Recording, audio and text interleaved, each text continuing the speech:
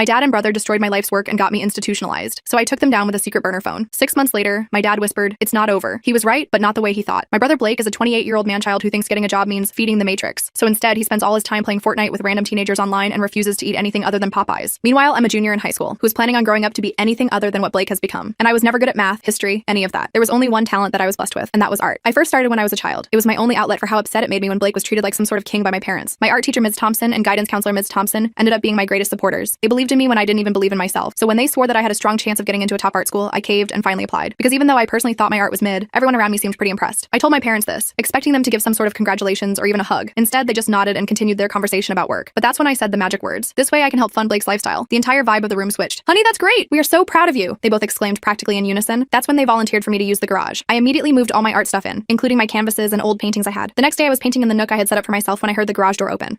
What the actual F? I just bought this motorcycle, so you're gonna have to take your little arts and crafts elsewhere." He tried to make his voice assertive, but I stopped taking him seriously a long time ago. So I sighed and told him that my art could make a lot of money, meaning he could keep avoiding the Matrix. Luckily, this worked almost instantly, and he walked away with his shoulders slouched in defeat. Until last weekend, when my next battle popped up. I was painting in the garage when my dad called and asked if I could buy the family groceries. Well, it was more like a demand, since he was shouting at the top of his lungs. I knew there was no point arguing, so I abandoned my painting and left. I must have driven around to 4 different Aldis looking for the specific meat he asked me to get, because I knew if I came home with anything other than what he asked for, he'd let my brother wail on me. So 3 hours later, when I finally got home and unpacked everything, I went back to my painting. But when I glanced over to my nook in the top left corner, it was empty. And in its place was the sorry excuse for a motorbike that Blake was crushing on. I pinched the bridge of my nose and tried to grab my paintings, consoling myself with the thought of relocating to my friend's house, but they were ruined. He had shoved them all to the floor face down, and the rainwater from our parents' car had absolutely soaked them through. I felt a rage crawl up my spine. Those pieces took a collective of over 200 hours. They were my bread and butter, and my key to get into art school. I thought about telling him off, about telling my parents, but then reality hit me. They wouldn't care. They never did. Suddenly everything went silent, and I felt like I was the smallest person to ever exist. I cried so much my throat felt raw, and my eyes swelled to double their size. "Mom," I said when I went inside. My voice was quiet, completely defeated. Blake destroyed all my art stuff. I expected her to just shrug her shoulders, but no. "What?" she asked angrily. I didn't have time to say anything else because she stormed up to Blake's room and flung the door open. I obviously sat nearby to listen. "What the actual F were you thinking? That girl is our way out of the financial hole." For a while, there was silence. My entire body tensed up. That's when I heard it. The sound of a heavy book being flung across the room. "How dare you talk to me about that ugly betch and her little dreams to make me feel bad? Get the F out." The door slammed, and outside I could hear my mom silently sobbing into her flannel. My heart broke. That's when I finally realized my mom was just as scared of the angry men in our house as me. The next day at school, I went straight to the guidance counselor. But this time it wasn't to talk about my art. It was to betray my entire family. I showed her the cuts all over my body and finally confessed they were from Blake and my dad. I told her about what happened last night. The paintings, my mom, everything laid out on the table. Her face went ghost white. "You can't go home tonight," she said, voice shaking. "What about my mom?" "Our priority has to be you, my love, but your mom will be safe soon." I nodded while wiping my tears with an old tissue. That night, I was placed into emergency foster care. I was told that the next morning CPS would be raiding my house. But when they did, my mom denied anything ever happened, told them I was losing it. They played the part so well that CPS believed them without even talking to me first. And that's how I spent the next 6 months in a mental institution. 6 months of being medicated for problems I didn't have. The pills made my head foggy, my thoughts slow and disjointed. The white walls of my room seemed to close in on me each night. 6 months of therapy sessions where I was told I was projecting and creating false narratives. The therapist would sit across from me, his expression sympathetic but disbelieving, as I tried again and again to tell the truth. 6 months of watching my future slip away while Blake continued his consequence-free existence. I imagined him in my garage, lounging beside his precious moped, laughing at how easily he'd gotten rid of me. The thought made me sick. The only thing that kept me sane was a burner phone that my foster mom smuggled to me during her weekly visits. She came every Tuesday, bringing homemade cookies that the staff had to inspect before I could have them. "Record everything," she whispered during one visit, pressing the small phone into my hand beneath the table. "Every threat, every admission. It's the only way they'll believe you." So I did. I recorded the night nurse admitting she didn't think I belonged there. "Between you and me," she said one night while checking my vitals, "I've seen kids who need to be here. You're not one of them." I recorded my therapist's frustration when he couldn't find any actual signs of delusion. "Your cognitive tests are normal," he muttered, flipping through my file. "No history of psychosis or thought disorders." And when I was finally released, not because they believed me, but because insurance stopped paying, I had a plan. The burner phone felt heavy in my pocket, filled with evidence of the truth. The spring air felt almost shocking after months of recycled institution air, the colors of the outside world almost painfully vibrant. Ms. Thompson, my art teacher, lived in a small bungalow about 20 minutes from school. I'd never been there before, but Ms. Thompson, my guidance counselor, had given me the address, along with a bus schedule and enough money for the fare. The yard was overgrown with wildflowers instead of grass, and wind chimes hung from every available hook on the porch. Their gentle tinkling welcomed me as I approached, my heart pounding with uncertainty. It looked nothing like the pristine, suffocating house I just escaped. No perfectly manicured lawn, no gleaming surfaces hiding ugliness beneath. This place wore its character openly, unapologetically. "It's not much," he said, unlocking the front door, "but the spare room is yours for as long as you need it." The inside was cluttered but cozy, books stacked on every surface, art on every wall, plants thriving in the sunlight that streamed through large windows. I stood frozen on his doorstep, clutching my hastily packed bag. The reality of what I'd just done hit me all at once. I'd left, actually left, the institution, my family, the life I'd known. "Is this legal?" I asked, my voice barely audible. The last thing I wanted was to bring trouble to someone who was trying to help me. Mr. Finch's expression softened. "Ms. Moss is handling the paperwork as we speak. You're 17, which gives us some flexibility. And with the evidence we have, plus the school's protection order," he trailed off, then smiled reassuringly. "Let's just say you won't be going back there unless you choose to." The spare room was small but bright, with a twin bed covered in a patchwork quilt and a desk by the window. Sunlight danced across the hardwood floor, creating patterns that shifted with the swaying tree branches outside. No locks on the door, no shouting through the walls, no Blake. "Bathroom's down the hall," Mr. Finch said. "I'll be in the kitchen making dinner. Come out when you're ready." His footsteps retreated, leaving me alone in the peaceful quiet. Once alone, I sat on the edge of the bed, running my hands over the quilt. The fabric was soft and worn. Speaking of years of use and care, it felt surreal. This quiet room, this safe space. I pulled out the burner phone and stared at it. For the first time in months, I didn't need to record anything. The The realization brought tears to my eyes. I unpacked my meager belongings, a few clothes, my toothbrush, and a sketchbook my mom had slipped into my bag when I was released. The gesture had surprised me, a small act of rebellion or perhaps apology. When I opened it, a folded note fell out. The paper was thin and creased, as if it had been folded and unfolded many times before being placed in the sketchbook. I'm sorry I couldn't protect you, or myself. Be better than me. No signature, no, I love you. Just an acknowledgement of failure and a burden of expectation. The handwriting was shaky, revealing her state of mind as she wrote it. I folded it carefully and tucked it back into the sketchbook, unsure how to feel about this small, inadequate gesture. Dinner was homemade pasta with vegetables I couldn't name but tasted better than anything I'd eaten in months. The sauce was rich and flavorful, nothing like the bland institution food or the takeout that dominated our family meals. Mr. Finch didn't press me to talk, just mentioned that Ms. Thompson, my guidance counselor, would be stopping by tomorrow with Ms. Moss to discuss next steps. You should know, he said as he cleared our plates, the ceramic clinking softly against the sink. Your art school applications are still active. I made some calls. His casual tone belied the significance of his words. I nearly dropped my water glass. But my portfolio, all my paintings were destroyed. The memory of the ruined canvases flashed in my mind. The hours of work dissolved into nothing. We'll figure something out, he said simply, as if rebuilding my entire future from scratch was just another Tuesday for him. His confidence was both reassuring and overwhelming. That night, I slept without fear for the first time in years. The bed was comfortable, the room quiet except for the occasional car passing outside. No orderlies checking on me throughout the night, no Blake stomping around the house at all hours, just peace. Ms. Art Thompson arrived the next morning with Ms. Moss, a woman in her 50s with silver-streaked hair pulled into a practical bun. She wore no makeup and carried a battered leather briefcase that looked like it had seen more courtrooms than I'd had hot meals. Her handshake was firm, her gaze direct and assessing. I've reviewed your evidence, she said without preamble, setting her briefcase on Mr. Finch's kitchen table. The wood was scarred with years of use, coffee rings and paint splatters telling the story of a life well lived. It's compelling, the audio recordings especially. What happens now? I asked, my fingers nervously tracing the grain of the wooden table. The future stretched before me, uncertain and frightening despite my newfound freedom. Now we file for emergency emancipation, she replied, pulling out a stack of forms. The papers looked intimidating, full of legal jargon and blank spaces waiting for my story. With the school's protection order already in place, we have a foundation. The recordings provide evidence of an unsafe home environment. Mr. Finch has agreed to serve as your temporary guardian until the hearing. My hands trembled as I signed where she indicated. Each signature felt like another step away from that house, from Blake, from my parents' expectations. The pen felt heavy in my hand, the responsibility of my own life suddenly very real. What about my mom? I asked quietly. She gave me the key to leave when I was released. She helped me escape. The memory of her pressing the house key into my palm, her eyes darting nervously toward my father's study, was still vivid. Ms. Moss's expression remained neutral. One act of assistance doesn't erase years of enabling abuse, but it does suggest she might be reaching her own breaking point. We can include that in our filing. Her tone was matter of fact, neither condemning nor excusing my mother's actions. As they discussed legal strategies, my phone buzzed with a text from an unknown number. The vibration against the table made me jump. My heart sank when I read it. Where the hell are you? Dad's losing it. Come home now or things get worse for everyone. Blake. The familiar mixture of fear and anger rose in my throat. I showed the message to Ms. Moss. Don't respond, she advised. In fact, let me see that phone. She took a photo of the message, then helped me block the number. Document, but don't engage. That's our strategy. Her efficiency was reassuring, a reminder that I wasn't facing this alone anymore. Later that afternoon, Mr. Finch drove me to school to collect assignments I'd missed. The campus seemed different somehow, both familiar and strange after my time away. The hallways were empty, classes long finished for the day. The smell of floor cleaner and old books brought back memories of a life that seemed distant now. As we walked toward the art room, I spotted Madeline coming out of the library. Her bright red hair was unmistakable even from a distance. Hey, she called, jogging over. I've been looking everywhere for you. Her face was flushed, eyes wide with concern. What's wrong? I asked, noting her worried expression. Madeline wasn't one to overreact, which made her obvious distress all the more alarming. Your brother was here, she said, glancing nervously at Mr. Finch. He was asking everyone where you were, saying there was a family emergency. When no one knew, he started using your Instagram account to message people. Her words sent a chill down my spine. My stomach dropped. What? The idea of Blake invading my online space, pretending to be me, made me feel violated all over again. She pulled out her phone and showed me a direct message from my account. Hey, I'm in serious trouble and need help. Can you tell me where Mr. Finch lives? It's an emergency. The message was timestamped just an hour ago. I didn't respond, Madeline said. It seemed weird. Then I saw him using a school computer in the library, logged into your accounts. Her voice dropped to a whisper. He looked really angry. Mr. Finch's expression darkened. Let's go to the principal's office. Now, his normally gentle voice had an edge I'd never heard before. Principal Winters was still there, surprisingly, catching up on paperwork. Her office smelled of coffee and the faint scent of her perfume. Her eyebrows shot up when Mr. Finch explained the situation. This is a serious privacy violation, she said, reaching for her phone, and potentially identity theft. I'll need to report this to our IT department immediately. Can you check which computer was used? Mr. Finch asked. The fluorescent lights cast harsh shadows across his concerned face. 20 minutes later, we had confirmation. Blake had used a library computer to access my social media accounts. The IT specialist showed us the login records, pointing to the timestamp that matched Madeline's story. The IP address matched, and the school's security cameras had caught him entering the building, claiming to be picking me up. We'll add this to the file, Ms. Moss said when we called her. The phone speaker made her voice sound tinny, but no less determined. It demonstrates a pattern of controlling behavior and invasion of privacy. Don't post anything on your real accounts for now. In fact, we should probably have them temporarily suspended. That night, I created a new email address and sent messages to the art schools I'd applied to, explaining my situation and asking about portfolio alternatives. My fingers hovered over the keyboard for a long time before I began typing, trying to find the right words to explain how my work had been destroyed. It felt like throwing bottles into the ocean, hopeful messages that might never find their recipients. 3 days passed in relative calm. I attended school, stayed late in the library, and returned to Mr. Finch's house each evening. The routine was comforting, a stark contrast to the chaos I'd left behind. Ms. Moss filed the emancipation paperwork and secured a hearing date for the following month. The legal wheels were turning, slowly but surely. I started a new painting in Mr. Finch's garage, which he'd cleared out for me to use as a studio space. Unlike my parents' garage, this one was clean and well lit, with proper ventilation and a small space heater to ward off the spring chill. The blank canvas before me was both intimidating and exhilarating. A fresh start. Then my dad showed up at school. I was in English class when the office aide came to get me. We were discussing The Great Gatsby, the teacher's voice a soothing background to my thoughts about color symbolism in the novel. Your father's here to pick you up. Something about a doctor's appointment? The aide's innocent announcement shattered my sense of security. My blood ran cold. I don't have an appointment. My voice sounded strange to my own ears, tight with fear. The other students glanced at me curiously. The aide looked confused. He's in the office with Principal Winters right now. She shifted uncomfortably, sensing something was wrong but not understanding what. I texted Mr. Finch, 9/11, Dad at school trying to take me. My hands shook so badly I had to type the message twice. The classroom suddenly felt like a trap, the door a potential entrance for the very person I was hiding from. His response was immediate. Stay Stay in class. Don't go to office. Ms. T on her way. The quick reply was reassuring, proof that I wasn't alone anymore. 5 minutes later, Ms. Thompson appeared at the classroom door, her face composed but her eyes alert. I need to borrow this student for a counseling session, she told my English teacher smoothly. The lie rolled off her tongue effortlessly, her professional demeanor giving no hint of the urgency behind her request. Instead of going to her office, she led me to a back entrance near the gym. The hallway smelled of floor wax and sweat, the sounds of a PE class echoing from behind closed doors. Mr. Finch is pulling up now. Get in his car and go straight to Ms. Moss's office. I'll handle your father. Her voice was calm but firm, a lifeline in my rising panic. What's he going to do? I asked, suddenly terrified for her. My father's temper was legendary, his ability to intimidate honed over years of practice. His worst, she said grimly, which isn't much against a protection order and a school full of witnesses. Go. She squeezed my shoulder once before turning back toward the main office. Mr. Finch was waiting in his ancient Volvo, engine running. The car smelled of coffee and old books, comfortingly familiar. I dove into the passenger seat and we pulled away just as I spotted my dad storming out of the main entrance, his face contorted with rage. The sight of him made my heart race, but the growing distance between us helped me breathe again. He can't just take me, can he? I asked, watching the school disappear behind us. The streets passed in a blur as Mr. Finch drove quickly but carefully toward downtown. Not anymore, Mr. Finch said firmly. The protection order specifically prevents him from removing you from school premises without prior written authorization, which he doesn't have. His knuckles were white on the steering wheel, the only sign of his inner tension. Ms. Moss was waiting for us at her office, a converted Victorian house downtown. The building was painted a soft gray with white trim, looking more like a home than a law office. She ushered us into a conference room where, to my surprise, a police officer was waiting. The room smelled of coffee and paper, with large windows letting in the afternoon light. This is Officer Reese, she introduced us. He's here to take your statement about the social media impersonation and your father's attempt to remove you from school today. Officer Reese was younger than I expected, with kind eyes that contrasted with his serious expression. I spent the next hour recounting everything. Blake's text, the Instagram messages, my dad showing up unannounced. The words poured out of me, easier now with practice. Officer Reese took detailed notes, occasionally asking for clarification. His pen scratched against the notepad, the sound oddly comforting in the quiet room. We'll be increasing patrols near both the school and Mr. Finch's residence, he said when I finished, and I strongly recommend you get a temporary restraining order. His tone was professional but gentle, recognizing the gravity of the situation without adding to my fear. More paperwork, more signatures, more legal language that boiled down to, stay away from me. The pen felt heavy in my hand as I signed document after document, each one a brick in the wall I was building between myself and my family. When we finally left Ms. Moss's office, it was nearly dark. The streetlights had come on, casting pools of yellow light on the sidewalk. Mr. Finch suggested picking up takeout, neither of us having the energy to cook. We decided on Thai food from a small restaurant near his house, the smell of spices filling the car as we drove home. As we pulled into his driveway, balancing bags of Thai food, I noticed something was wrong. The front door was slightly ajar, a sliver of darkness visible where there should have been only closed wood. Mr. Finch immediately put his arm out, stopping me from going further. The food bags crinkled as he set them on the hood of the car. Stay in the car, lock the doors. His voice was low and urgent. He pulled out his phone and stepped away to call the police. I sat rigid in the passenger seat, watching the dark house. The porch light was on, illuminating the wind chimes that now hung motionless in the still evening air. Had Blake found out where I was staying? Or was it my dad? The thought made my stomach clench with fear. I locked the doors as instructed, then sank down in the seat, making myself as small as possible, an old habit from years of trying to avoid notice. The police arrived within minutes, sweeping through the house with flashlights and drawn weapons. Their voices carried across the yard, professional and terse as they cleared each room. When they emerged, their expressions were grim. Officer Reese approached the car, motioning for me to roll down the window. Someone broke in, Officer Reese confirmed, approaching the car. Ransacked the place pretty thoroughly, focusing on the spare bedroom. Nothing appears to be stolen, but his hesitation made my heart race. But what? I asked, my voice barely a whisper. The night air felt cold against my face as I waited for his answer. There's some damage you should see. His expression was sympathetic but direct, preparing me for something unpleasant. The spare room, my room, had been torn apart. Clothes ripped from hangers, the mattress slashed open, drawers emptied onto the floor. The destruction was methodical, personal, but what made my knees buckle was the desk by the window. My new sketchbook had been shredded, the pages scattered and soaked with what smelled like beer. The liquid had seeped into the wood of the desk, leaving dark stains that would never completely fade. On the wall above, written in what looked like permanent marker, traitor. The black letters were large and jagged, taking up most of the wall. The sight of that word, that accusation, made me feel sick, as if I had betrayed them by trying to escape, by seeking safety. We'll dust for prints, Officer Reese said, but if they were careful, he didn't need to finish the sentence. We both knew who had done this. I knelt to pick up a fragment of my sketchbook, a corner of a drawing I'd started of Mr. Finch's garden. The paper was soggy, the lines blurred beyond recognition. It was Blake, I said with certainty. This is his handwriting. I recognized the distinctive way he formed his letters, the same handwriting I'd seen on notes left on my door, on threats slipped under my pillow. We couldn't stay there that night. Mr. Finch called Ms. Thompson, who immediately offered her guest room. As we drove across town, I felt hollow, scraped out from the inside. The familiar feeling of violation settled over me like a heavy blanket, suffocating and inescapable. I'm so sorry, Mr. Finch said, his knuckles white on the steering wheel. I should have considered security measures. His voice was thick with guilt and anger. It's not your fault, I said automatically, though part of me wanted to scream that nowhere was safe, that Blake would always find me, that this would never end. The words stuck in my throat, unsaid, but felt deeply. Ms. Thompson lived in a modern apartment complex with security gates and cameras in the hallways. The building was well lit, with a doorman who checked our IDs before allowing us up. Her spare room had a futon instead of a bed, but she'd made it up with fresh sheets and a fluffy comforter. The room smelled of lavender and clean linen, a stark contrast to the beer-soaked destruction we'd left behind. Just for tonight, she assured us. We'll figure out something more permanent tomorrow. She squeezed my shoulder gently before leaving me to settle in. I lay awake for hours, staring at the unfamiliar ceiling. Every creak made me flinch. Every shadow seemed to move. The word traitor floated before my eyes whenever I closed them, accusing and threatening. When I finally fell asleep, I dreamed of Blake standing over me, marker in hand, writing traitor on my forehead while I couldn't move. I woke gasping, the sheets tangled around my legs like restraints. The next morning, Ms. Moss arrived with grim news. She sat at Ms. Thompson's kitchen table, her briefcase open before her. The morning light made the silver in her hair shine, highlighting the tired lines around her eyes. Your father has filed a counter complaint claiming Mr. Finch has inappropriate influence over you and that you're mentally unstable. That's ridiculous, Mr. Finch sputtered. His coffee mug clattered against the table as he set it down too hard. I've done nothing but try to help this student escape an abusive situation. His indignation was palpable, his normally calm demeanor cracking under the strain. I know, Ms. Moss said calmly, but we need to be strategic. These accusations, combined with your recent hospitalization, could complicate the emancipation hearing. She spread several documents on the table, pointing to highlighted sections that detailed my father's claims. So what do we do? I asked, feeling that familiar hollowness spreading through my chest. The taste of defeat was bitter in my mouth, a flavor I knew too well. We accelerate our timeline. The break-in at Mr. Finch's house actually works in our favor. It demonstrates the lengths your family will go to maintain regain control. I'm filing for an emergency hearing this afternoon. Her determination was reassuring, a counterpoint to my growing despair. While Mrs. Moss made calls, Ms. Thompson helped me gather what remained of my belongings from Mr. Finch's house, now a crime scene. Yellow police tape crossed the front door, a stark reminder of the previous night's violation. The police had collected my torn sketchbook as evidence, which felt like losing my art all over again. Each page had represented a small piece of my new beginning, now destroyed just like my original portfolio. You'll make new art, Mrs. Thompson said gently, seeing my expression as we drove away. The street looked different in daylight, ordinary and peaceful, betraying no sign of the previous night's events. Better art even, from a place of freedom rather than fear. Her words were meant to comfort, but the loss still ached. The emergency hearing was scheduled for the following morning. Ms. Moss prepared me with possible questions, scenarios, and strategies. We sat in her office until late evening, going over every detail. The judge will likely speak to you privately, she explained. Be honest but composed. Don't let anger or fear overwhelm you. That night I barely slept, rehearsing answers in my head. What if they didn't believe me? What if I had to go back? What if Blake was waiting? The questions circled endlessly, keeping me awake until dawn began to lighten the sky outside Ms. Thompson's guest room window. The courthouse was intimidating, all marble and echoes and people rushing importantly from room to room. My footsteps seemed too loud on the polished floor, my breathing too quick in the cavernous space. Ms. Moss led me to a small conference room where we waited for our case to be called. Mr. Finch and Ms. Thompson sat with us, providing silent support. Their presence was comforting, a reminder that I wasn't facing this alone. When the bailiff finally called my name, my legs felt like water. The sound echoed through the waiting area, making several heads turn. Ms. Moss squeezed my hand once before we entered the courtroom. The gesture was brief but reassuring, a small anchor in the storm. My parents were already there, sitting with a lawyer I didn't recognize. My dad wore a suit I'd never seen before, his hair neatly combed, looking nothing like the man who had threatened me in the car. This was his public face, the one he showed to the world while hiding his true nature behind closed doors. My mom sat beside him, eyes downcast, hands folded in her lap. She looked smaller somehow, diminished. Blake was nowhere to be seen. Judge Ava Wong was a small woman with sharp eyes and a no-nonsense expression. Her black robe seemed to absorb the light around her, making her presence even more commanding. She reviewed the file in front of her, occasionally glancing up at me, then at my parents. The only sound in the courtroom was the soft rustle of papers and the distant ticking of a clock. This is an unusual case, she began. Her voice was clear and authoritative, filling the courtroom without seeming loud. I have evidence of potential abuse, countered by claims of mental instability. I have school protection orders and police reports of a break-in, and I have a minor seeking emancipation while the parents claim undue influence from school staff. She closed the file with a decisive movement. I'd like to speak with the minor privately. Her chambers were less intimidating than the courtroom. Bookshelves, a desk, comfortable chairs, family photos sat on her desk, showing a smiling woman with children of various ages. She gestured for me to sit in a leather chair across from her. The leather was soft and worn, molding to my shape as I sat rigidly, hands clasped in my lap. I want you to tell me, in your own words, why you believe emancipation is in your best interest, she said. Her tone was gentler here, away from the formality of the courtroom, but still direct. So I did. I told her about Blake's years of abuse, my father's enabling, my mother's fear. I described the constant walking on eggshells, the unpredictable explosions of violence, the systematic destruction of anything I cared about. I told her about the destroyed paintings, the mental institution, the burner phone recordings. My voice grew stronger as I spoke, the words flowing more easily now that I had practiced telling my story. I told her about Mr. Finch and Ms. Thompson believing in me when no one else did, about how they saw potential in me beyond being Blake's support system or my parents' retirement plan. And I told her about the break-in, about seeing my new beginning shredded just like the old one. The word traitor seemed to hang in the air between us, unspoken but present. All I want, I finished, my voice steady despite the tears on my cheeks, is a chance to finish high school somewhere safe, to apply to art school, to have a future that isn't defined by fear. The words felt like a prayer, a hope I barely dared to hold. Judge Wong studied me for a long moment, her gaze was assessing but not unkind, looking for truth in my expression. Do you have any of these recordings with you? She asked finally. I pulled out the burner phone and played one of the clearest ones. Blake screaming at our mother, threatening to burn the house down, calling me names that made Judge Wong's eyebrows rise. His voice filled the small room, the rage in it palpable even through the phone's tiny speaker. When it finished, she nodded once. Thank you for your candor. Let's return to the courtroom. She stood straightening her robe with a practiced movement. Back in the courtroom, Judge Wong addressed all parties. The room felt tense, the air heavy with anticipation. I've reviewed the evidence and spoken with the minor. Based on the documentation provided, including audio recordings that substantiate claims of a threatening home environment, I'm granting temporary emancipation pending a full hearing next month. My dad half rose from his seat, his face flushing with anger, but his lawyer pulled him back down. The movement was subtle but telling. Even here, in a courtroom, his first instinct was confrontation. Additionally, Judge Wong continued, her voice cutting through the murmurs that had begun, I am extending the school's protection order to include a temporary restraining order against both the father and the adult brother Blake. They are to remain at least 500 feet from the minor at all times and have no contact, direct or indirect. She turned to my mother. Mrs. Thompson, while you are not named in the restraining order, I strongly suggest you consider your role in this situation. Enabling abuse is a form of abuse itself. The rebuke was gentle but firm, a challenge my mother seemed unable to meet as she nodded once, still not looking up. As for living arrangements, Judge Wong continued, given the recent break-in at Mr. Finch's residence and the accusations leveled against him, I am ordering temporary placement in a supervised independent living program for minors. This will provide both safety and neutrality until the final hearing. It wasn't perfect. I'd be living in a group home rather than with Mr. Finch, but it was freedom. Real, court-ordered freedom. The relief was so intense it made me dizzy, a weight lifting that I hadn't fully acknowledged until it was gone. As we left the courtroom, my father brushed past me, whispering, this isn't over. His breath was hot against my ear, his cologne overwhelming, but for the first time, his words didn't terrify me. They just made me sad. Sad for the father he could have been, for the family we could have had. The independent living program was called New Horizons. It was a converted apartment building where each resident had their own small studio with a bathroom and shared kitchen and living spaces on each floor. The building was older but well-maintained, with large windows and secure entrances. Most residents were older teens who had aged out of foster care or, like me, were in legal limbo. My unit was sparse but clean. A twin bed, a desk, a dresser, and a small bathroom. The walls were painted a neutral beige, waiting to be personalized. The window overlooked a community garden where residents could grow vegetables and flowers. Raised beds contained early spring plantings, lettuce, peas, and herbs just beginning to sprout. It wasn't home, but it wasn't a cage either. My floor coordinator, Dennis, was a former social worker with kind eyes and a no bullcrap attitude. He was in his 40s with salt and pepper hair and a quiet confidence that immediately put me at ease. Rules are simple, he explained as he showed me around. The hallways smelled of cleaning products and faintly of someone's cooking. Curfew at 10 p.m. on weeknights, midnight on weekends. No substances, no alcohol, no overnight guests. You cook your own meals, do your own laundry, keep your space clean. We have group meetings on Sundays and individual check-ins twice a week. Questions? I shook my head, clutching the small bag of belongings I'd managed to salvage. Everything I owned now fit in a single backpack, a stark reminder of how much I'd left behind. Good. Oh, and there's an art room in the basement. Nothing fancy, but there's space to work if you need it. He mentioned it casually, not knowing how those words made my heart leap. I nearly hugged him. The art room was better than nothing fancy. empty. It had decent lighting, tables, easels, and basic supplies donated by local arts organizations. The smell of paint and clay filled the space, familiar and comforting. It wasn't my ruined studio space in the garage, but it was something, a place to start over. That evening, I met some of the other residents in the communal kitchen. The space was large and functional, with multiple cooking stations and a long table where people could eat together. Harper was 18, with blue hair and more piercings than I could count, aging out of foster care and saving for community college. She was making stir fry, the smell of garlic and ginger filling the kitchen. Russell was 17 like me, tall and quiet, removed from his home after his father went to prison. He nodded a greeting but didn't say much, focused on the pasta he was boiling. Maria was 19, already taking classes at the local university while living at New Horizons until her dorm opened up in the fall. She sat at the table with textbooks spread around her, highlighting passages as she studied. They didn't ask why I was there, and I didn't volunteer the information. There was an unspoken understanding among all of us. We were there because somewhere else had failed us, but we were also there because we were survivors, finding our way forward despite those failures. The next day, I returned to school. Mr. Finch had arranged for a New Horizons staff member to drive me, ensuring I wouldn't have to take the bus where Blake might find me. The morning was bright and clear, the school building looking somehow different now that I was returning to it from freedom rather than captivity. The whispers followed me through the hallways. Rumors about my disappearance, my father showing up, the police at school. Students glanced at me curiously as I passed, their conversations pausing momentarily. I kept my head down and focused on catching up on missed assignments. The normalcy of schoolwork was comforting, a reminder that some parts of life continued regardless of personal drama. At lunch, Madeline sat beside me, sliding over an extra chocolate milk. The cafeteria was noisy as always, the smell of institutional food bringing back memories of the hospital. But Madeline's presence was grounding, a connection to my life before everything fell apart. "You okay?" she asked simply. No prying questions, no demands for gossip, just genuine concern. I nodded, grateful for her straightforward concern. Getting there. The chocolate milk was cold and sweet, a small pleasure in a complicated day. Good, because we have that chemistry test tomorrow and I am not prepared to fail it alone. Her joke made me smile, a reminder that normal teenage problems still existed alongside my extraordinary ones. I laughed, surprising myself with the sound. It felt rusty, unfamiliar, but good, like stretching a muscle that hadn't been used in too long. After school, I headed to the art room. The familiar space welcomed me, the smell of paint and clay a comfort after a day of navigating curious stares and whispered questions. Mr. Finch was waiting with a large flat package wrapped in brown paper. It sat on his desk, mysterious and promising. "What's this?" I asked. The paper crinkled under my fingers as I touched it hesitantly. "Open it," he said, smiling. His eyes were bright with anticipation, his usual calm demeanor giving way to excitement. Inside was a brand new portfolio case filled with heavyweight paper, professional grade pencils, pastels, and a set of watercolors that cost more than I'd ever been able to afford. The supplies were arranged neatly, waiting to be used. I ran my fingers over them reverently, feeling the quality and potential in each item. "The art department pooled some resources," he explained, "and Ms. Thompson may have mentioned your situation to the PTA Arts Committee." His casual tone belied the significance of the gift. Not just supplies, but belief in my future. I ran my fingers over the supplies, speechless. The smooth surface of the watercolor paper, the perfect weight of the pencils, the rich pigments of the pastels, all tools to rebuild what had been taken from me. "Your portfolio for art school," he continued. "We can't get back what was destroyed, but we can help you create something new, better even." His confidence was infectious, making me believe that perhaps this was possible after all. For the next 3 weeks, I fell into a routine. School, art room, New Horizons. The days passed in a blur of normalcy that felt almost surreal after the chaos that had preceded it. Weekends in the basement art room, working on new pieces for my portfolio. The act of creation was healing, each stroke of the brush or pencil reclaiming a piece of myself that Blake had tried to destroy. Ms. Moss prepared me for the final emancipation hearing. We met regularly in her office, going over possible questions and scenarios. Officer Reese checked in regularly, confirming that Blake and my father were respecting the restraining order. His presence was reassuring, a reminder that the system was for once working in my favor. My mother texted once from a number I didn't recognize. "Are you safe?" Just 3 words, but they contained so many unasked questions, so many unspoken apologies. I replied simply, yes. She didn't text again. I wondered if she was relieved or disappointed by my brief response, if she had hoped for forgiveness I wasn't ready to give. The night before the final hearing, I couldn't sleep. I paced my small room, imagining all the ways tomorrow could go wrong. What if my parents convinced the judge I was unstable? What if Blake showed up despite the restraining order? The questions circled endlessly, wearing paths in my mind like I was wearing in the carpet. Around midnight, I gave up on sleep and went down to the art room. The building was quiet, most residents already asleep. My footsteps echoed in the stairwell as I descended to the basement. Painting always calmed me, gave me a sense of control when everything else felt chaotic. I was working on a new piece, a self-portrait of sorts, though not literal. It showed a figure emerging from darkness into light, surrounded by broken chains. The symbolism wasn't subtle, but it felt honest. Ms. Thompson would probably call it heavy-handed symbolism, but it felt right. The brush moved almost of its own accord, my hands knowing what to create even as my mind raced with tomorrow's possibilities. I was so absorbed in my work that I didn't hear the basement door open. Didn't notice anyone else in the room until a voice behind me said, "Still wasting time on that crap, huh?" The familiar voice froze my blood, stopping my heart for a hit before it raced into overdrive. Blake. I whirled around, paintbrush clutched in my hand like a weapon. He stood in the doorway, swaying slightly, eyes bloodshot, hammered or high or both. His clothes were rumpled, his hair unwashed. He looked nothing like the confident bully who had terrorized me for years. Instead, he seemed diminished, desperate. "How did you find me?" I managed to ask, my voice steadier than I felt. The paintbrush dripped blue onto the floor, a spreading stain that matched the fear spreading through me. He laughed, a harsh sound that echoed in the empty room. "Followed that art teacher of yours. Figured he'd lead me to you eventually." He took a step forward, his movements uncoordinated. "You've really screwed things up, you know that? Dad lost his job because of your lies. Mom barely talks, and I'm supposed to move out by the end of the month." His voice rose with each accusation, bouncing off the concrete walls. "That's not my fault," I said, edging toward the supply cabinet where I knew there was a phone to call the front desk. My heart pounded so loudly I was sure he could hear it. "You all made your choices." The words came out stronger than I expected, fueled by months of therapy and support. "Choices?" He spat. "You're the one who chose to betray your family, to make up stories, to ruin everything." He lunged forward, grabbing my arm. His fingers dug into my skin, a familiar pain that triggered old fears. I reacted instinctively, throwing the jar of turpentine I'd been using to clean my brushes. It shattered at his feet, the strong-smelling liquid splashing his jeans and pooling on the floor. The sharp smell filled the room, acrid and dangerous. Blake froze, looking down at the spreading puddle, then back at me. His eyes narrowed, a calculation happening behind them that made my skin crawl. "You know how flammable that stuff is?" he asked, pulling a lighter from his pocket. The metal glinted in the fluorescent light, threatening and cold. My heart hammered against my ribs. "Blake, don't. There are other people in this building. Innocent people." The thought of Harper, Russell, Maria, and all the others sleeping upstairs made my fear sharper, more urgent. "Should have thought of that before you destroyed our family," he said, flicking the lighter. The small flame danced in the darkness between us, reflecting in his eyes and casting grotesque shadows on his face. I grabbed the nearest fire extinguisher from the wall. The metal was cool and heavy in my hands, solid and reassuring. "One more step and I'll use this," I warned. "Not to hurt you, but to get the police involved. Arson attempt, violation of restraining order, breaking and entering. How many years is that, Blake? The legal terms Ms. Moss had taught me flowed easily now, weapons in their own right. He hesitated, the lighter still burning in his hand. The flame wavered slightly, mirroring his uncertainty. And I've been recording this whole conversation, I lied, nodding toward my phone on the table behind me. Just like I recorded everything else. Every threat, every time you hurt me. It's all documented. Blake's face contorted with rage, but I saw something else there too. Fear. For the first time in our lives, he was afraid of me, of what I could do to him. The realization was startling, a shift in power I hadn't expected. You're bluffing, he said, but his voice wavered. His confidence was cracking, the facade of control slipping. Try me, I challenged, my finger on the extinguisher's trigger. I've got nothing left to lose. Can you say the same? The words were calm, almost conversational, belying the terror coursing through me. For a long moment, we stood frozen in a standoff, the only sound our ragged breathing and the hum of the fluorescent lights. The turpentine fumes made my eyes water, adding to the surreal quality of the moment. Then Blake took a step back, closing the lighter with a decisive click. This isn't over, he muttered, echoing our father's words from the courthouse. The threat sounded hollow now, a script he was following rather than a promise he could keep. Yes, it is, I said firmly. It's been over since the day you destroyed my paintings. You just didn't know it yet. The truth of those words settled over me, a revelation and a release. He backed toward the door, still glaring at me. You'll regret this. All of it. His voice was bitter, the words familiar but powerless. The only thing I regret, I said, is not leaving sooner. The admission was as much for myself as for him, an acknowledgement of the time I'd lost to fear. When he was gone, I collapsed onto a stool, shaking uncontrollably. The adrenaline that had sustained me drained away, leaving me weak and trembling. I called the front desk, then Officer Reese. By the time the police arrived, Blake was long gone, but the turpentine on the floor and the security cameras in the hallway provided enough evidence to issue an arrest warrant for violating the restraining order. I didn't sleep at all that night. Dennis stayed with me in the common room, making sure I wasn't alone, while police officers patrolled outside the building. The night stretched endlessly, each sound making me jump, each shadow seeming to hide a threat. Ms. Moss arranged for an emergency hearing first thing in the morning, before our scheduled emancipation hearing. The courthouse seemed even more imposing in the early morning light, the marble columns casting long shadows across the entrance. Judge Wong listened gravely as Officer Reese described the incident, showing security footage of Blake entering the building and later fleeing. Her expression darkened as she watched the video, her mouth set in a firm line. This is a serious violation, she said, turning to my parents and their lawyer. They looked smaller today, less confident than at the previous hearing. Where is Blake Thompson now? My father shifted uncomfortably. We haven't seen him since last night. He didn't come home. His admission seemed to cost him. An acknowledgement that he couldn't control his son any more than he could control me. Judge Wong's expression hardened. I'm issuing a bench warrant for his arrest, and I'm extending the restraining order to include all members of the Thompson household, including you, Mrs. Thompson. The decision was swift and final, brooking no argument. My mother flinched but remained silent. Her eyes were red-rimmed, her hands twisting nervously in her lap. I wondered if she was afraid to go home, if Blake's rage had turned on her in my absence. As for the emancipation hearing, Judge Wong continued, given these developments, I see no reason to delay my decision. The evidence clearly shows that returning to the Thompson household would place this minor at significant risk. I am granting full emancipation, effective immediately. She turned to me. You are now legally recognized as independent from your parents. This means you can make your own legal, medical, and financial decisions. It also means you are responsible for supporting yourself, though I understand arrangements have been made for you to remain at New Horizons until graduation. Her tone softened slightly, acknowledging the weight of responsibility she was placing on my shoulders. I nodded, still processing her words. Independent, free. The concepts were both exhilarating and terrifying, a future wide open before me. As we left the courtroom, my father brushed past me, whispering, this isn't over. His breath was hot against my ear, his cologne overwhelming. But for the first time, his words didn't terrify me. They just made me sad. Sad for the father he could have been, for the family we could have had. 3 days later, Mr. Finch brought news that changed everything. The State Arts Council is hosting a competition, he said, spreading a flyer on the table. The paper was bright blue, covered in images of previous winners' work. The grand prize is a full scholarship to the Midwest Arts Institute. One of the judges is an alum from the school you applied to. I stared at the flyer, hardly daring to hope. The deadline seemed impossibly close. The competition surely fierce. When's the deadline? I asked, trying to keep my voice steady. 2 weeks, he said. Just enough time to finish something spectacular. His confidence in me was unwavering, a foundation I could build on. I knew immediately what I would submit, not the self-portrait. That was too personal, too raw. Instead, I would create something from the ruins of what Blake had destroyed. The idea came fully formed, a vision of transformation that matched my own journey. I asked Dennis to drive me to my parents' house during school hours, when I knew they'd be gone. The restraining order prevented them from approaching me, not the other way around. Though Ms. Moss had strongly advised against this visit, the neighborhood looked the same, neat lawns, identical houses, an appearance of normalcy that hid so many secrets. I'll wait in the car, Dennis said as we pulled up to the curb. 15 minutes, then I'm coming in after you. His concern was touching, a reminder that I had people looking out for me now. The house was silent, exactly as I remembered, yet somehow smaller. The familiar smell, a mixture of my mother's perfume, my father's cigarettes, and the lemon cleaner she used obsessively, hit me as I entered, bringing back memories I'd tried to suppress. I went straight to the garage, half expecting to find it empty. Instead, my ruined canvases were still there, stacked against the wall where I'd left them months ago. They were even more damaged now, mold growing on some of the water-stained surfaces. I gathered as many as I could carry, not bothering to be quiet or careful. These broken pieces were mine, the only things from this house that had ever truly belonged to me. Back at New Horizons, I spread the damaged canvases on the floor of the art room. Water stains, tears, footprints, each mark told the story of that day, of Blake's cruelty and my despair. But looking at them now, I saw something else too, possibility. For the next 2 weeks, I worked obsessively, cutting the canvases into fragments, arranging and rearranging them into a new whole. I added fresh paint where needed, incorporated the stains and damage where it served the composition. The process was cathartic, a physical manifestation of what I was doing with my life, taking broken pieces and creating something new and beautiful. Mr. Finch brought supplies, offered suggestions, reminded me to eat and sleep. His guidance was gentle but firm, helping me refine my vision without taking it over. The other residents at New Horizons stopped by to watch, offering encouragement and sometimes helping with the more physical aspects of the work. The final piece was massive, a collage of destruction transformed into creation. From a distance, it showed a figure in flight, soaring above a landscape of chaos. Up close, you could see the damage, the tears, the stains, all integrated into the whole, necessary parts of the story rather than flaws to be hidden. I titled it, Silence Doesn't Mean Gone, a reminder to myself as much as a statement to the world. The day of the competition, Mr. Finch and Ms. Thompson helped me transport the unwieldy piece to the Arts Council building downtown. The building was modern and imposing, all glass and steel, filled with light. Other students milled around with their entries, paintings, sculptures, digital art, but none quite like mine. The diversity of work was inspiring, a reminder of how many ways there were to express oneself. As the judges made their rounds, one woman lingered in front of my piece longer than the others. She had silver hair cut in a sharp bob and wore all black, her only color a bright red scarf that seemed to float around her as she moved. She asked about my process, my inspiration, my plans for the future. Her questions were incisive, forcing me to articulate ideas I'd only felt intuitively. I answered honestly, without mentioning Blake or my parents or the court hearings. This wasn't about them anymore. It was about transformation, depression, about finding beauty in damage, about refusing to be defined by destruction. The woman nodded as I spoke, her eyes never leaving the piece. The announcement came 3 hours later. I stood in the crowd, Mr. Finch and Ms. Thompson on either side of me, holding my breath as the head judge approached the microphone. The room fell silent, the tension palpable as everyone waited to hear the results. The grand prize, a full scholarship to the Midwest Arts Institute, goes to Silence Doesn't Mean Gone by I didn't hear my name over the roaring in my ears, didn't feel my feet moving toward the stage, didn't register the applause or the certificate being pressed into my hands. All I could think was, I did it. I really did it. Afterward, the judge with the red scarf found me again. I'm an alumna of the Institute, she said, handing me her card. The paper was thick and cream-colored, her name embossed in simple black letters. And I sit on their admissions committee. We'd be honored to have you join us this fall. Her words were a promise, a future opening before me that I had never dared to imagine. That night, as I packed up my winning piece for transport back to New Horizons, my phone buzzed with a message from a private number. My heart raced until I opened it. He's gone. Blake moved out. I just wanted you to know. Be safe. My mother. No apology, no explanation, just information she thought I needed. I stared at the message for a long time, wondering if I should respond. What could I say? Thank you for finally letting him go. Why didn't you protect me? I miss you despite everything. In the end, I simply blocked the number. Some silences were choices, not impositions. Ms. Thompson drove me back to New Horizons, chatting excitedly about the scholarship, the institute, all the possibilities ahead. The night was clear, stars visible despite the city lights. As we pulled into the parking lot, she turned to me with a serious expression. You know, what happened today, winning that scholarship, that wasn't justice for what your family did to you. Her words were gentle but direct, acknowledging a truth I had been feeling but couldn't articulate. I nodded, surprised by her directness. The scholarship was a victory, but it didn't erase the pain or hold my abusers accountable. Justice would be Blake facing consequences for his actions, your parents acknowledging their failures, the system actually protecting you when you needed it. She sighed, her breath fogging the window slightly. But sometimes life doesn't give us justice. Sometimes it just gives us a way forward. Is that enough? I asked quietly. The question had been haunting me. Was moving on without resolution, without acknowledgement, really healing? Or just another form of silence? She smiled, a little sad but also proud. That's for you to decide. But from where I'm sitting, you've already done the hardest part. You've refused to let them define your future. Her words settled over me, a truth I needed to hear. As I climbed the stairs to my small room at New Horizons, I thought about her words, about justice versus moving forward, about silence versus speaking out. The hallway was quiet, most residents already in their rooms for the night. My footsteps echoed slightly on the linoleum, a solitary sound in the peaceful building. The truth was, justice hadn't come in a grand moment of vindication. It had come in quiet decisions. The decision to tell my guidance counselor, to record Blake's threats, to leave when my mother gave me the key, to transform destruction into art. Each small act of courage had been its own form of justice, a reclaiming of power that had been taken from me. And maybe the final justice was this. I was free, and they were still trapped. Blake in his anger, my father in his control, my mother in her fear. While I had a scholarship, a future, a life that belonged only to me, the realization wasn't triumphant or vengeful, just a quiet truth that brought its own form of peace. I unpacked my sketchbook, a new one, untouched by Blake's destruction, and began to draw, not the past, not the pain, but the dorm room waiting for me at the institute, the studio spaces I'd seen in their brochure, the life I was building, canvas by canvas, choice by choice. Justice wasn't a grand event. It was the quiet decision to never go back, and that was enough.